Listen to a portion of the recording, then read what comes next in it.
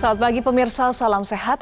Pemerintah masih pada komitmennya untuk membenahi sepak bola Indonesia pasca tragedi Kanjuruhan yang memakan ratusan korban jiwa.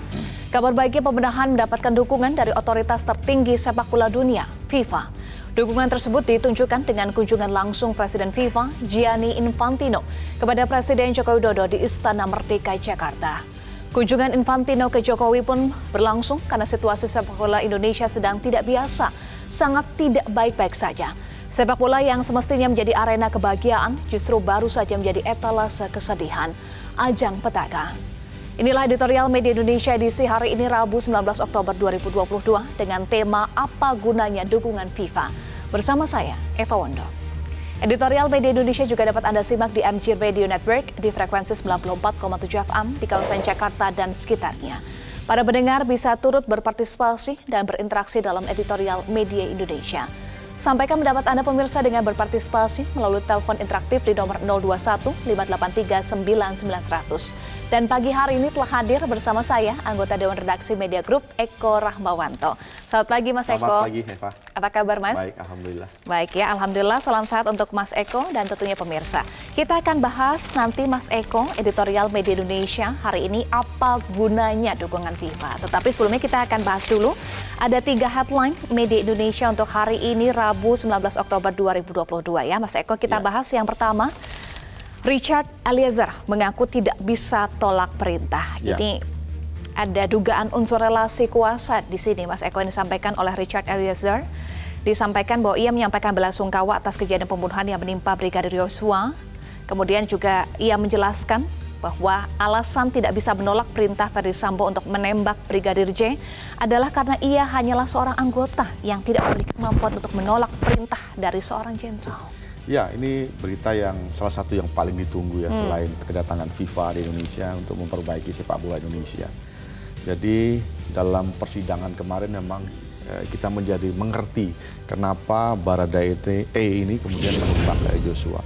Bukan karena saja dia adalah anak buah ya dari atasannya gitu, Sambo, tetapi juga karena dia juga tidak bisa menolak gitu kan, meskipun akhirnya menyesal. Tentu menyesalnya itu nggak ada gunanya juga karena dia sudah membunuh ya, kemudian sekarang juga sudah menjalani persidangan, tentu akan ada hukuman. Kalau kita melihat pasalnya kan 340 subsidiar 338. Nah ini ancamannya bisa hukuman mati. Betul. Itu memang pembunuhan yang berencana ya. Jadi memang sekarang menyesal yang nggak berguna juga ketika dia sudah membunuh rekannya sendiri nih pada atas perintah atasannya. Jadi ini patut kita kawal, jadi jangan sampai kemudian nanti ada hal-hal yang tidak kita inginkan. Memang sejauh ini aparat hukum sudah berjalan dengan betul, track yang betul, memeriksa banyak pihak, kemudian sudah mulai ada persidangan, dan sekarang sudah mulai Baradae. Tentu yang akan ditunggu pasti nanti adalah Sambo dan yang lain-lain. Baik, kemarin Richard Eliezer juga tidak mengajukan eksepsi atau tidak mengajukan nota keberatan, artinya sidang akan dilanjutkan dengan pemeriksaan saksi-saksi, Mas Eko. Betul. Kemudian juga hari ini sidang akan berlanjut dengan kasus lain, yakni obstruction of justice. Betul. Kita juga akan simak bersama ya perjalanan kasus ini, Mas Eko. Ya, memang kasus ini menjadi perhatian banyak pihak. Kita tidak menyangka saat itu ya, Jenderal Bintang 2 kemudian menjadi menjadi otak ya pembunuhan anak buahnya, ajudannya. Tentu ini patut kita tunggu, ternyata juga melibatkan banyak pihak termasuk istrinya sekarang sudah menjadi tersangka. Ini menarik kita ikuti, mudah-mudahan semuanya berjalan dengan baik ini. Dan tidak keluar dari rel yang seharusnya, karena kita sangat menunggu ini. Iya, perhatian publik tertuju pada sidang ini dan kita harapkan persidangan berjalan dengan sederhana, cepat dan tentunya juga adil ya, Mas Eko. Betul. Baik, itu adalah headline Media Indonesia yang pertama, Mas Eko dan juga pemirsa. Berikutnya kita bahas kasus gagal ginjal pada anak terus bertambah. Tentu ini menyedihkan ya, Mas Eko. Sudah ada 192 kasus hingga kemarin sore. Ya, ini kan anak-anak ya, kasihan betul. Kalau orang gagal ginjal itu kan pasti cuci darah. Bisa seminggu sekali, bisa 2 minggu sekali. Jadi kita bisa membayangkan bagaimana anak-anak kecil ini akhirnya berurusan dengan jarum suntik ya, jarum itu untuk membuat peredaran darah dia kembali lancar gitu ya. Ini gagal ginjal kan biasanya diderita oleh pasien-pasien yang sudah dewasa ya, bahkan sudah berumur gitu. Tapi ini anak-anak. Tentu penyebabnya harus kita lihat dulu. Ini masih dalam penyelidikan dan terus dikembangkan. Kalau kita melihat memang yang sekarang diduga adalah etilen glikol ya, ini dari buatan India. Tapi memang ini tidak terdaftar di Indonesia. Tapi apapun itu, saya kira BPOM tentu dengan Kementerian Kesehatan harus tetap mengevaluasi obat-obat yang beredar, termasuk penyebab ini. Karena ini menjadi kekhawatiran sekarang, bukan hanya orang tua di DKI, tapi di beberapa tempat di Indonesia. Karena ini kan yang namanya kesehatan itu pasti akan cepat menyebar, dan tentu kalau akan menyerang anak-anak, terutama dengan gagal ginjal, kasihan sekali. Betul, betul, Mas Eko. Dan berbagai dugaan muncul, dugaan penyebab kasus gagal ginjal akut ini di Gambia, Afrika. Dugaan sementara berasal dari paracetamol sirup. Kemudian juga dugaan berikutnya obat sirup paracetamol yang terkontaminasi dietilen glikol dan etilen glikol. Kita masih menunggu, tetapi ya Mas Eko, apa sebetulnya penyebab pasti? Jadi memang harus cepat, jangan sampai kemudian orang tua ini pada gelisah. Jadi ketika nanti anaknya sakit, takutnya nanti nggak mau ke dokter, ya kan, nggak mau mengkonsumsi obat karena takut berbagai macam hal, termasuk takut anaknya gagal ginjal. Ini kan nggak boleh juga, karena orang sakit juga harus diobati dengan obat yang sudah ditentukan. Tapi ketika orang tua nanti ketakutan, nah itu juga menjadi masalah. Jadi harus dituntaskan segera. Mengapa kasus gagal ginjal ini anak ini terus bertambah? Apa penyebabnya, Eva? Ya, ditemukan dulu penyebabnya apa, kemudian juga sudah ada rekomendasi dari IDAI ya, masyarakat perlu waspada dan juga menghimbau agar menghindari penggunaan paracetamol, dan untuk penanganan disarankan berkonsultasi dengan dokter anak. Betul, ya. Baik, itu adalah headline Media Indonesia yang kedua, Mas Eko. Berikutnya kita akan bahas, ini masih berkaitan dengan tema editorial Media Indonesia hari ini, Mas Eko. FIFA hadir perbaiki sepak bola Republik Indonesia. Ini ada di halaman muka Media Indonesia edisi hari ini. Foto Presiden Joko Widodo dan juga Presiden FIFA, Federasi Sepak Bola Internasional, Gianni Infantino ya. Bertemu kemarin, Mas Eko, apa makna pertemuan ini? Iya, memang kemarin Presiden FIFA, Gianni Infantino ini berkunjung ke Indonesia. Ada beberapa agenda yang dilakukan. Pertama adalah memenuhi undangan Presiden. Jadi ada banyak pembicaraan di sana antara Presiden dan Infantino, termasuk tentang perbaikan sepak bola Indonesia ke depan. Salah satu yang mungkin menjadi pembicaraan adalah soal infrastruktur yang dianggap di Indonesia banyak yang belum layak stadion-stadionnya, termasuk Stadion Kanjuruhan kemarin yang menyebabkan banyak orang meninggal terakhir di sana. Betul, ya.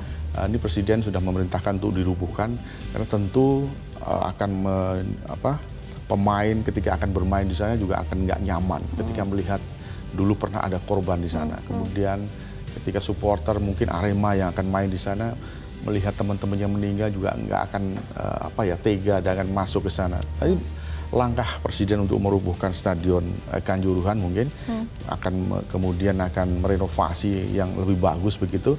Ini patut kita apresiasi. Tentu selain itu FIFA juga sudah bersama PSSI tentu sudah akan membentuk task force, akan mulai bekerja untuk tata kelola sepak bola Indonesia yang lebih baik. Nah, saya kira ini patut ditunggu karena Indonesia selain akan menyambut kompetisi lanjutan ini, juga akan menunggu kompetisi Piala Dunia U20 tahun depan. Tentu ini menjadi perhatian FIFA juga karena akan melibatkan 24 negara di seluruh dunia. Maka kemarin Presiden FIFA juga mengunjungi PSSI untuk itu juga. Iya, betul. Jadi selain bertemu dengan Presiden Jokowi, juga bertemu dengan Ketua Umum PSSI Muhammad Iryawan, kemudian dengan beberapa exco, bahkan sorenya bermain sepak bola dengan karyawan PSSI. Itu artinya memang sudah cair sebetulnya antara FIFA, kemudian PSSI dan pemerintah. Nah, yang ke depan ketika sudah mulai membaik ini, sudah cair begini, tentu akan lebih enak kita PSSI dan pemerintah untuk ngobrol begitu ya tentang tata kelola sepak bola Indonesia ke depan. Betul, kemarin terjadi tragedi yang tidak kita inginkan bersama, tapi ke depan kita harus menutup lembaran ini menjadi lembaran yang lebih baik lagi. Jangan sampai kemudian kejadian seperti di Kanjuruhan terulang kembali. Tentu ini sangat menyedihkan kalau ada kembali kanjuruhan yang lain. Ya, jangan sampai itu terjadi. Betul, ya, terjadi. Kita harus mulai saat ini untuk perbaikan sepak bola ini bukan hanya dari sisi tata kelola, tapi juga secara infrastruktur dan lain-lain, safety security dan lain-lain yang tentu kita akan perbaiki antara pemerintah, PSSI dan saya kira FIFA. Baik. Ini masih berkaitan juga dengan editorial Media Indonesia hari ini, apa gunanya dukungan FIFA? Ini tidak hanya kunjungan biasa ya Mas Eko, karena jarang sekali sepertinya Presiden FIFA mengunjungi sebuah negara. Iya betul. Jadi Indonesia memang patut mungkin berbangga begitu ya. Karena selain akan ada Piala Dunia, beberapa staf dari FIFA akan berkantor di sini. Kalau melihat pernyataan Presiden, tentu akan lama di sini. Karena akan pembenahan sepak bola Indonesia ini akan berlangsung juga lama. Kebetulan juga di Indonesia ada Piala Dunia. Dan staf-staf FIFA ini sudah mulai berkantor di Indonesia, di daerah Senayan gitu ya, di GBK Arena. Selain untuk tentu akan menyukseskan Piala Dunia, tentu juga akan hadir untuk perbaikan sepak bola ini. Iya. Kolaborasi PSSI dan pemerintah dan FIFA patut kita tunggu. Tetapi kunjungan FIFA berlangsung di situasi sepak bola Indonesia yang sedang tidak biasa, Mas Eko, sangat betul. Tidak baik-baik saja. Iya, karena ini kan terjadi dengan tragedi Kanjuruhan kemarin ya, yang menewaskan 133 kalau tidak salah ya. Nah ini kan menjadi perhatian serius bukan hanya pemerintah tapi juga seluruh dunia termasuk FIFA. Nah tentu harus ada hal-hal yang nanti disiapkan langkah-langkah pembenahan yang tentu akan menjadi prioritas antara pemerintah, PSSI dan FIFA. Tiga elemen ini akan berkolaborasi ya untuk menjadi untuk memperbaiki sepak bola Indonesia ke depan agar lebih baik. Eva. Baik, kalau editorial menulis apa gunanya dukungan FIFA, mungkin apa yang bisa dilaksanakan langsung oleh Indonesia gunanya dukungan FIFA ini? Penting bagi sepak bola Indonesia, terutama dengan pemerintah dan PSSI. PSSI itu kan punya induk namanya FIFA. Ketika FIFA hadir di Indonesia, termasuk hadir di PSSI, artinya FIFA mendukung langkah-langkah perbaikan sepak bola Indonesia. Tentu ini yang patut kita tunggu, bahwa ketika FIFA hadir bersama-sama dengan pemerintah dan PSSI untuk perbaikan ini luar biasa sekali. Biasanya FIFA itu tidak mau diintervensi oleh pemerintah. Ini FIFA itu otoriter, bahkan lebih otoriter sebetulnya dari PBB gitu ya. Kalau PBB itu ada hak veto, tapi kalau di FIFA itu kalau Anda nggak suka, Anda silahkan keluar. Ya, Anda tidak usah ikut FIFA, tidak ikut sepak bola internasional. Itu sangat otoriter. Jadi ketika FIFA hadir di sini bersama dengan pemerintah begitu, dengan PSSI ini yang patut kita tunggu, karena biasanya dia nggak suka yang saya sebutkan tadi dengan intervensi. Baik, dukungan FIFA ini dengan adanya dukungan FIFA apakah akan mempermudah proses transformasi sepak bola Indonesia? Harusnya demikian, karena dukungannya itu juga di dalam bentuk dengan task force ya, kerjasama nanti akan melibatkan banyak pihak, apakah pemerintah, kepolisian, kemudian PSSI, kemudian badan otoritas yang menangani liga, kemudian panpel panitia pelaksana liga-liga yang ada di seluruh Indonesia. Tentu mereka akan dikumpulkan bersama-sama untuk agar ke depan ketika kompetisi Liga 1, Liga 2 maupun Liga 3 akan kembali bergulir, tata kelolanya sudah bagus. Jadi ketika sudah mulai ada yang harus diperbaiki. Nah, ketika sudah diperbaiki, saya kira tidak ada alasan lain untuk kita kembali berkompetisi, karena memang sepak bola itu adalah kebahagiaan ya. Kalau Anda nggak bahagia, tentu sulit untuk bermain sepak bola. Kira-kira gitulah pesan dari FIFA. Disampaikan oleh Presiden FIFA, Gianni Infantino, sepak bola adalah joy and happiness. Kita nanti akan bahas lagi lebih lanjut ya, Mas Eko. Pemirsa, adalah editorial Media Indonesia. Apa gunanya dukungan FIFA?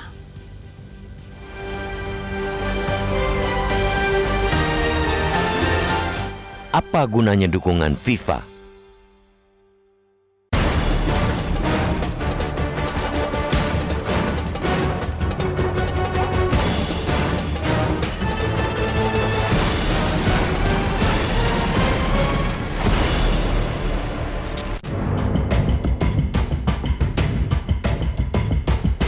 Pemerintah masih pada komitmennya untuk membenahi sepak bola Indonesia pasca tragedi Kanjuruhan yang memakan ratusan korban jiwa.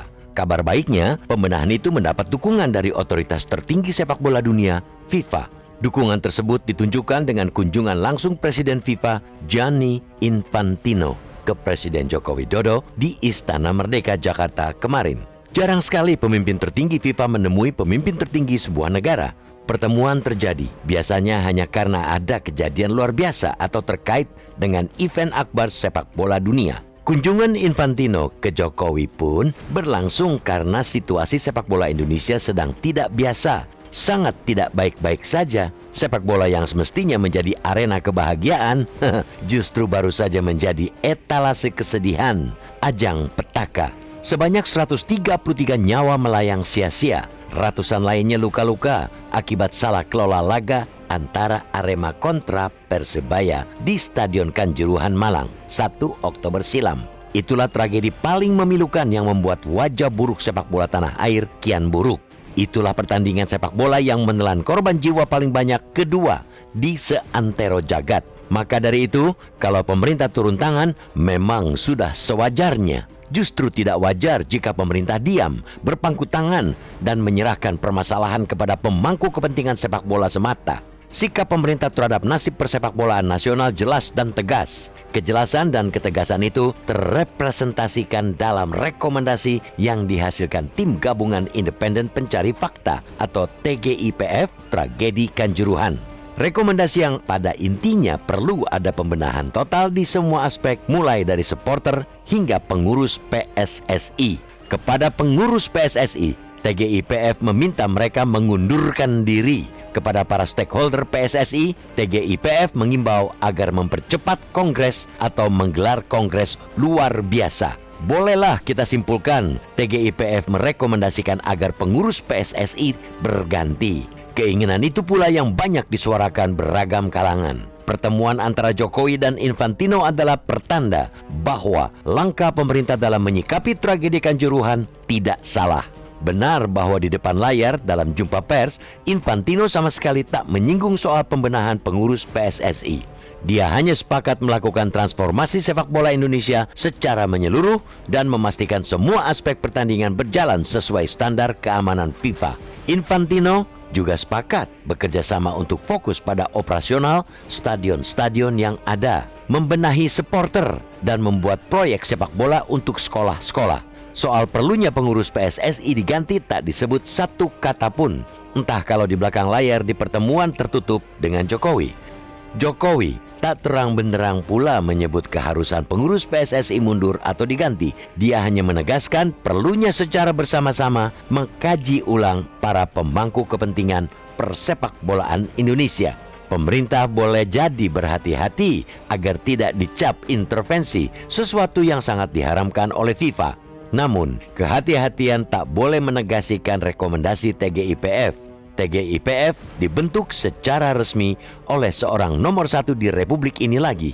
Sungguh tak elok jika rekomendasinya hanya untuk gagah-gagahan, cuma agar dicap peduli tanpa ada keberanian untuk mengimplementasikan. Kita menyambut baik dukungan FIFA untuk mereformasi sepak bola nasional. Kita mendukung langkah pemerintah untuk membenahi olahraga milik rakyat itu. Tapi reformasi pembenahan tak cukup hanya menyentuh infrastruktur. Stadion memang mesti diperbaiki demi terjaminnya keamanan dan kenyamanan dalam pertandingan. Pola supporter dan kinerja aparat keamanan juga harus dibenahi demi tertibnya setiap laga. Tetapi apa gunanya semua itu jika sepak bola tetap dikelola oleh orang-orang yang mengabaikan pemerintah serta miskin pertanggungjawaban etik dan moral?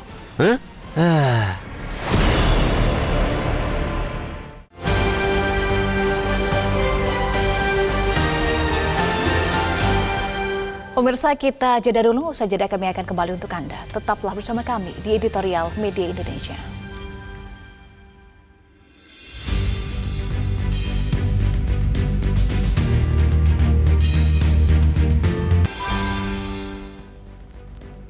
Pemirsa, terima kasih Anda masih bersama kami di Editorial Media Indonesia.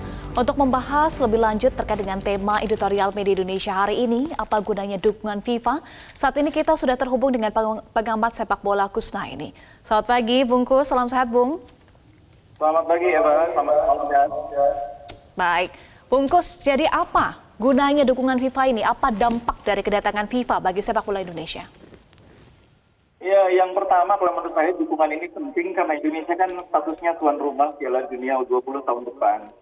Kehadiran FIFA ini dalam tanda petik memberi garansi bahwa status Indonesia sebagai tuan rumah itu tidak berubah. Karena di tengah tragedi Kanjuruhan kemarin berkembang sejumlah isu yang membuat kita sebagian orang risau terhadap status kita sebagai tuan rumah. Kehadiran Presiden FIFA saya pikir merupakan bentuk dukungan nyata bahwa Indonesia tidak akan berubah statusnya sebagai tuan rumah. Itu yang pertama. Yang kedua, kehadiran FIFA juga merupakan bentuk dukungan nyata dari FIFA sebagai organisasi olahraga sepak bola tertinggi di dunia terhadap upaya Indonesia melakukan pembenahan atau transformasi di internalnya. Nah, itu penting saya pikir dukungan FIFA karena bagaimanapun Indonesia tidak bisa lepas dari konfederasi maupun federasi di atasnya lagi. Nah sekarang dengan hadirnya FIFA itu memberi penguatan terhadap upaya untuk melakukan transformasi itu. Yang ketiga, dukungan ini juga punya makna politis bahwa FIFA dengan datang ke Indonesia itu memberi semacam pesan bahwa pemerintah Indonesia dianggap tidak ikut campur. Bahwa pemerintah Indonesia melakukan apa yang sejauh ini bisa dipahami oleh FIFA sebagai bagian dari upaya pembenahan. Karena dalam konteks keterlibatan pemerintah ini hal yang harus sangat hati-hati kita sikapi. Kehadiran pemerintah dalam olahraga sepak bola itu seringkali menjadi salah satu pintu masuk FIFA untuk menjatuhkan sanksi. Nah, kalau FIFA ternyata datang ke Indonesia berkomunikasi baik dengan pemerintah Indonesia, dengan presiden, artinya FIFA menganggap bahwa apa yang dilakukan oleh pemerintah Indonesia berada di jalur yang tepat. Koridornya tidak melampaui batasan-batasan yang dibuat oleh FIFA. Ini saya pikir pesan politis yang sangat penting yang akan membuat transformasi bisa berjalan lebih baik. Iya, transformasi diharapkan bisa berjalan lebih baik dan transformasi menyeluruh ini harus dilakukan mulai dari mana? Bungkus, transformasi menyeluruh sepak bola Indonesia? Sebetulnya banyak hal yang harus dilakukan dalam konteks transformasi. Kalau saya mencatat ada 5 poin ya. Yang satu soal infrastruktur, yang kedua soal tata kelola, yang ketiga soal sumber daya manusia, yang keempat soal budaya menonton, yang kelima soal pengawasan. Nah, kita tidak bisa memilih mana yang harus didahulukan. Kalau menurut saya ini harus dilakukan secara serentak. Karena kalau salah satu didahulukan sambil menunggu itu selesai, yang lain nggak dijalankan, itu nggak akan pernah selesai. Jadi harus dijalankan secara serentak. Apalagi sejumlah upaya transformasi ini butuh waktu, tidak hanya hitungan hari, minggu, bulan, bahkan mungkin tahun. Contohnya soal infrastruktur. Tidak mungkin kita membenahi infrastruktur hitungannya minggu, hitungannya bulan. Pasti butuh hitungan tahun. Jadi kita nggak perlu menunggu infrastruktur selesai untuk melakukan transformasi. Infrastruktur jalan, transformasi bidang lain juga jalan. Nah, supaya hasilnya juga nanti bisa maksimal. Ya. Baik, soal poin intervensi ya, tadi Anda sampaikan bahwa Presiden FIFA maupun Presiden Joko Widodo sama sekali tidak menyinggung pembenahan pengurus PSSI. Menurut Anda kenapa? Apakah ini juga ada khawatiran pemerintah akan mengintervensi? Dan tentu FIFA tidak suka sekali dengan ini, tadi Mas Eko sampaikan itu. Iya, saya pikir Pak Jokowi bersama para pembantunya sudah tahu persis ya bahwa keterlibatan pemerintah dalam konteks kepengurusan PSSI adalah hal yang tabu ya, yang bisa berpotensi menjadi salah satu pintu masuk sanksi FIFA. Jadi pemerintah Indonesia tahu betul hal itu, karena itu Pak Jokowi kan tidak pernah mention soal itu.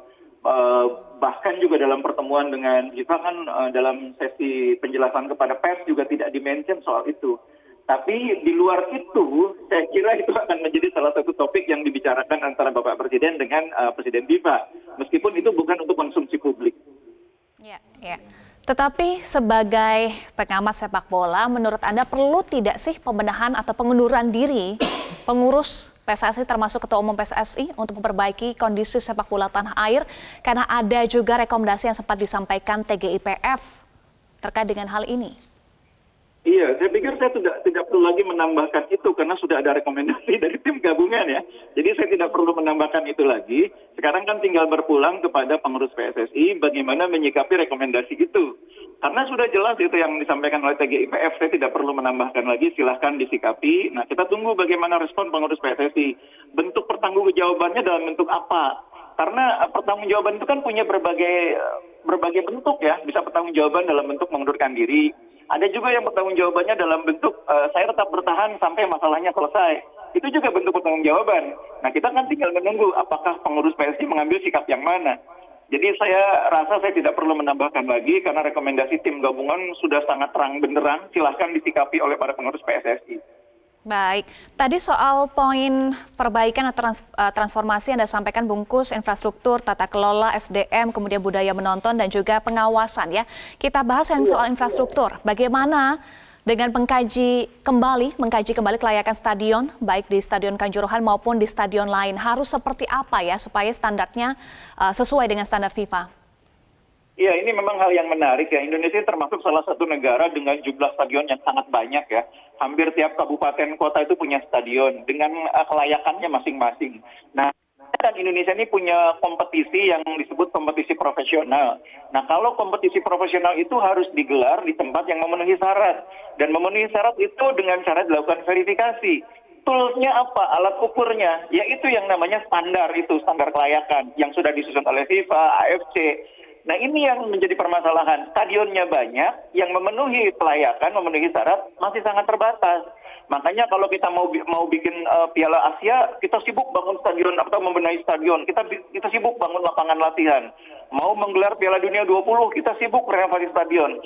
Itu kan artinya selama ini kita banyak membangun, tapi standarnya kurang baik. Nah, ini yang sekarang harus mulai diubah mindsetnya. Kita membangun stadion itu sekalian harus yang punya kelayakan. Nah, ini sekarang tugasnya bukan hanya tugas PUPR sebetulnya, tugas PSSI, tugas Kemenpora. Di situ terlibat bagaimana secara bersama-sama mengawasi, memberikan supervisi terhadap setiap upaya pembangunan infrastruktur stadion, itu sama-sama bergandengan tangan supaya nggak kerja dua kali, dibangun itu langsung memenuhi syarat. Jangan dibangun dulu, memenuhi syaratnya belakangan, kayak sekarang ini, kan jadi kerja dua kali. Sejak awal dibangun memenuhi syarat. Nah, itu yang sekarang menjadi salah satu concern kita. Bagaimana keterlibatan pemerintah itu harus juga melibatkan kerjasama dengan pemangku kepentingan yang terkait. PSSI, Kemenpora, supaya pembangunannya tidak bolak-balik. Di Indonesia klub tidak punya stadion, yang punya atau mengelola adalah pemerintah daerah. Apakah ini juga menjadi hambatan tersendiri, Bungkus? Oh iya, jelas. Karena klub tidak punya akses untuk langsung memperbaiki.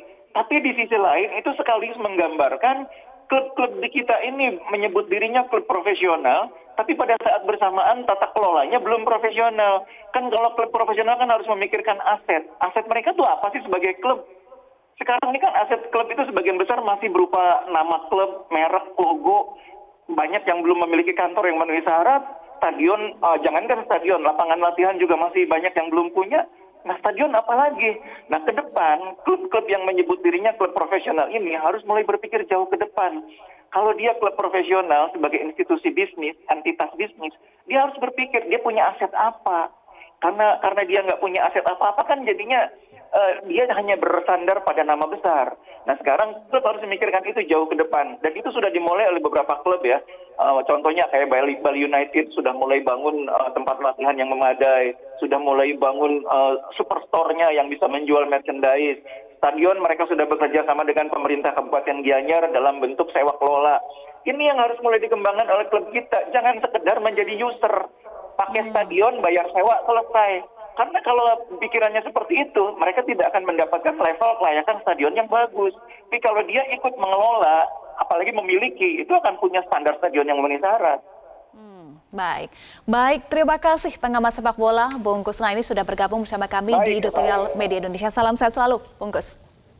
Baik, Mas Eko, tadi kita sudah simak ya pernyataan dari Bungkus bahwa dukungan dari FIFA ini penting, dukungan untuk pembenahan sepak bola Indonesia. Betul. Iya, betul sekali. Jadi apa yang dikatakan Bungkus tadi betul aja ya. Karena memang kedatangan FIFA ini sebetulnya selain terkait dengan Piala Dunia, juga karena insiden yang di Kanjuruhan.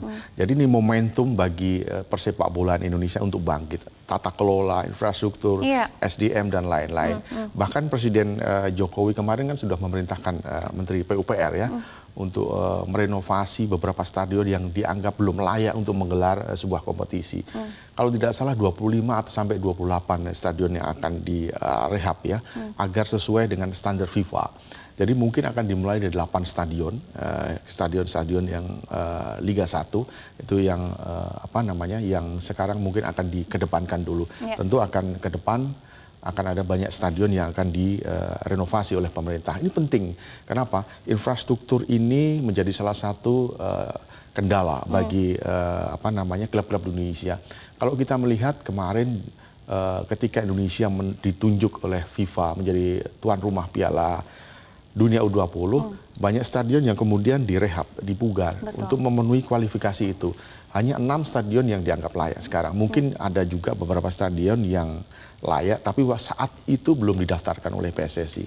Nanti ke depan mungkin ketika pemerintah ikut campur, ya, karena seperti yang dikatakan Bungkus tadi, betul. Jadi klub-klub ini sebetulnya kan tidak punya stadion. Yang punya adalah pemerintah daerah. Ketika dia tidak punya uang untuk membangun, akhirnya kan dia hanya sewa.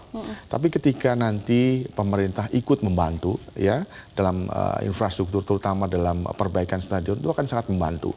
Tapi itu tidak juga bisa ketergantungan. Bali United yang disebutkan Bungkus, betul sekali. Jadi dia sudah mulai mandiri, bahkan sudah IPO. Itu kan menunjukkan dia adalah klub profesional. Jadi klub-klub yang berada di Liga 1 itu harus mulai melakukan hal yang sama. Jadi bukan hanya sehat dalam sisi finansial, tapi sehat dalam sisi yang lain, termasuk infrastruktur, SDM, tata kelola, mungkin budaya orang menonton juga, dan lain-lain, Eva. Baik, tadi menarik ya soal infrastruktur, itu satu, kemudian tata kelola, SDM, budaya menonton, dan pengawasan budaya menonton ini juga masuk ya dalam transformasi sepak bola Indonesia. Betul, jadi budaya menonton Indonesia itu berbeda dengan di Eropa maupun di negara-negara Asia yang sudah maju. Lihat aja, pertama soal stadion. Kalau di Eropa mungkin sangat terbuka sekali antara jarak penonton dan stadion, ya, tidak ada pembatas. Jadi kalaupun ada kerusuhan, kalaupun ada orang yang emosi, itu tidak beranjak dari tempat duduknya. Kalaupun ada 1-2 lah. Tapi di Indonesia tidak bisa demikian karena kulturnya, emosinya, budayanya pun berbeda. Kalau Anda emosi, bisa lempar, dia bisa masuk ke stadion kalau nggak ada pembatas. Ini yang menjadi mungkin ke depan, ini harus mulai dipikirkan bahwa penonton, supporter itu juga menjadi persoalan ketika dia tidak tertib, ketika ada timnya kalah, kemudian tersulut emosi dan lain-lain. Itu kalau tidak mulai sekarang mulai diedukasi, tidak mulai sekarang diajak berembuk ketua-ketua supporternya, termasuk dengan supporter-supporter yang ada di Indonesia, tentu dia akan maju, tidak akan berjalan dengan semestinya. Jadi mulailah kita supporter ini mulai ke depan, jangan sampai kemudian terjadi lagi seperti yang di Kanjuruhan. Anda boleh emosi ketika timnya kalah, tapi jangan kemudian merusak stadion, ya, mengganggu pemain di lapangan, dan hal-hal yang mencoreng nama baik klub-klub Anda sendiri. Ya, betul. Kira-kira begitu ya, Pak. Baik, sebetulnya kita semua sudah tahu ya, Mas Eko, poin-poin apa saja yang harus dibenahi untuk transformasi sepak bola Indonesia. Tetapi pertanyaannya adalah willingness-nya. Apakah kita semua punya willingness untuk melakukan transformasi itu, dan dukungan seperti apa yang diperlukan termasuk dari masyarakat, penggemar sepak bola, supporter. Nanti kita akan bahas lagi usai jeda. Pemirsa, tetaplah bersama kami di Editorial Media Indonesia.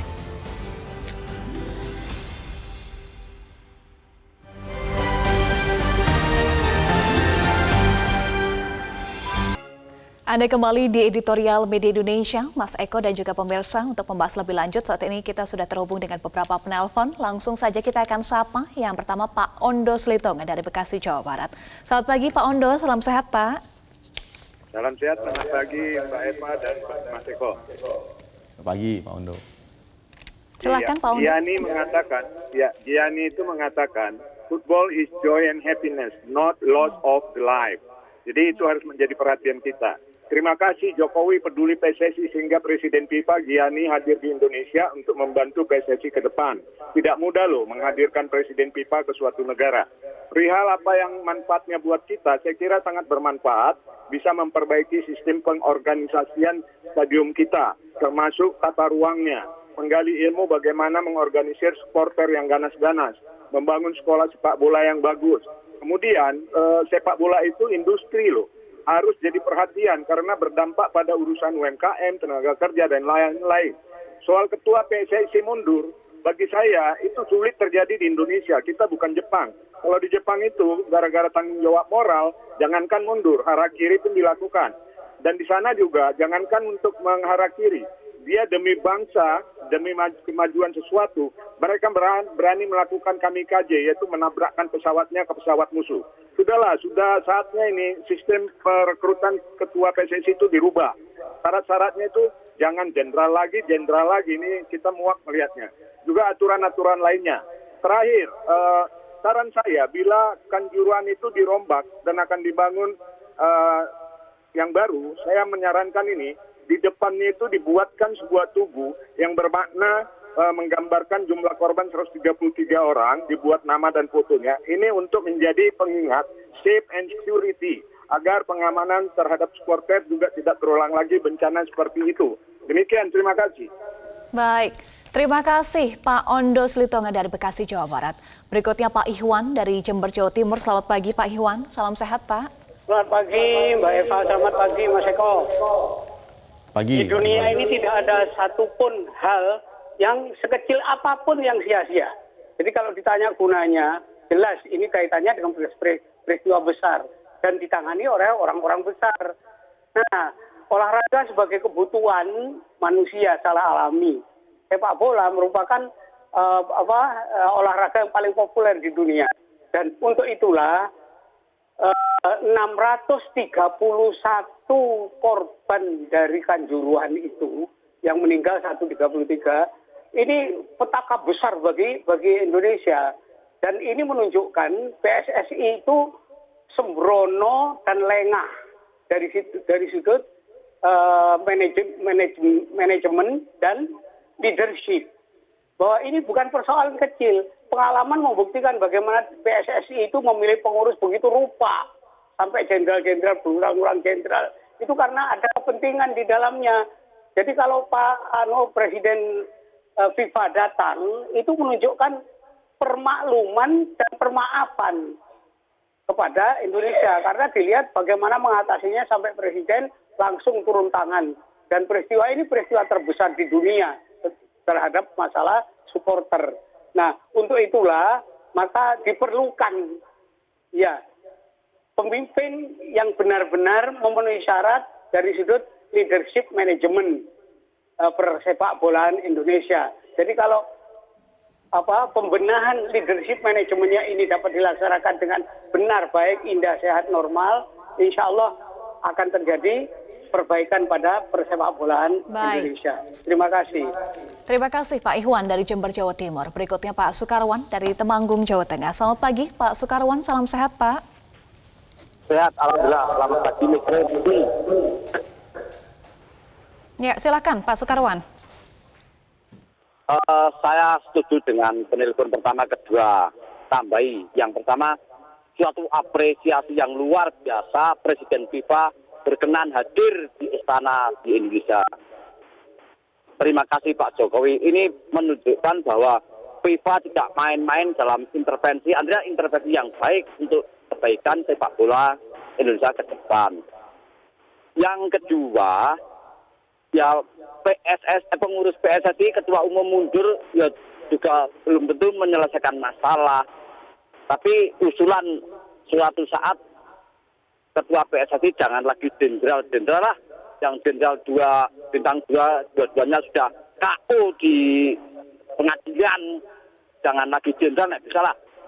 Yang ketiga, mari kita tanamkan jiwa sportivitas pada supporter. Supporter itu sepertinya perlu ditata penataran P4 ya, agar tahu tidak melakukan perbuatan merugikan orang lain.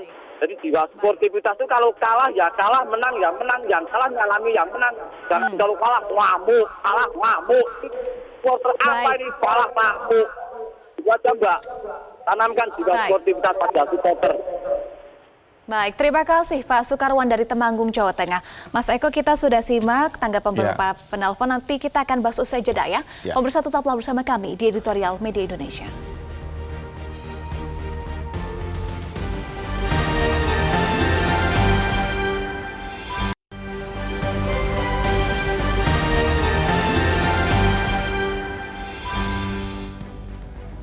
Iya, Mas Eko, pemerintah, FIFA, dan juga PSSI sudah membentuk task force. Optimis bahwa transformasi sepak bola Indonesia bisa berjalan cepat dan efektif? Ya, ini kan ditunggu banyak pihak. Ini task force ini sudah mulai bekerja, ada pemerintah di sana termasuk Polri, kemudian PSSI, kemudian FIFA. FIFA juga sudah berkantor di GBK, di Senayan. Waktunya sampai kapan kita nggak tahu, itu pasti akan sangat panjang karena terkait dengan juga Piala Dunia di sana. Dan mudah-mudahan dengan ada task force itu kita akan bisa membentuk ya sistem tata kelola kompetisi yang lebih baik, termasuk ada infrastruktur yang bagus, kemudian tata kelolanya juga, bagaimana safety security menjalankan tugasnya, bagaimana steward penjaga stadion itu juga bisa menjalankan tugasnya dengan baik, kemudian regulasinya, kemudian stadion yang dianggap memenuhi standar FIFA, jangan sampai stadion-stadion yang kecil itu dipergunakan untuk pertandingan yang big match gitu ya, seperti Persebaya Arema kemarin yang akhirnya terlalu banyak begitu, yang akhirnya juga itu menyalahi aturan sebetulnya.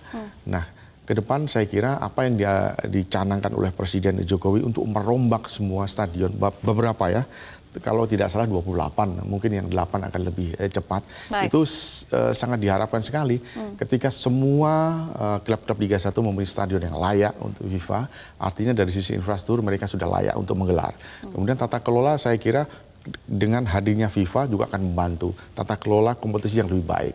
Kemudian safety security yang ada di pengelola lapangan, termasuk steward yang akan menjaga itu juga pasti akan lebih baik lagi. Bagaimana cara menghadapi supporter. Kemudian yang paling penting adalah polisi.